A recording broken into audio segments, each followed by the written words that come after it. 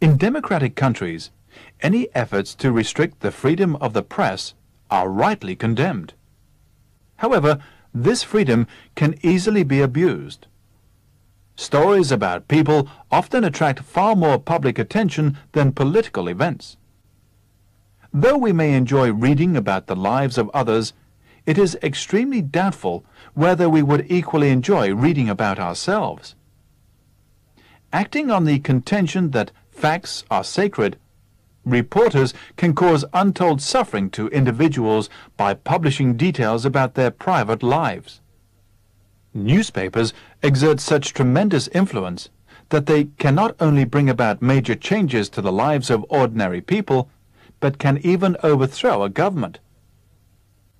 The story of a poor family that acquired fame and fortune overnight dramatically illustrates the power of the press.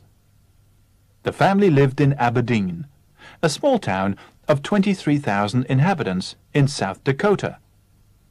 As the parents had 5 children, life was a perpetual struggle against poverty.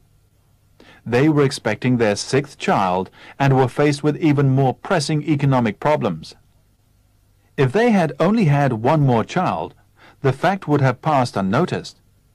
They would have continued to struggle against economic odds and would have lived in obscurity.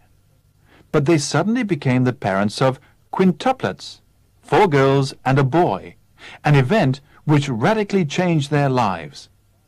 The day after the birth of the 5 children, an aeroplane arrived in Aberdeen, bringing 60 reporters and photographers.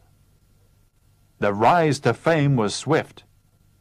Television cameras and newspapers carried the news to everyone in the country. Newspapers and magazines offered the family huge sums for the exclusive rights to publish stories and photographs. Gifts poured in not only from unknown people, but from baby food and soap manufacturers who wished to advertise their products. The old farmhouse the family lived in was to be replaced by a new $500,000 home.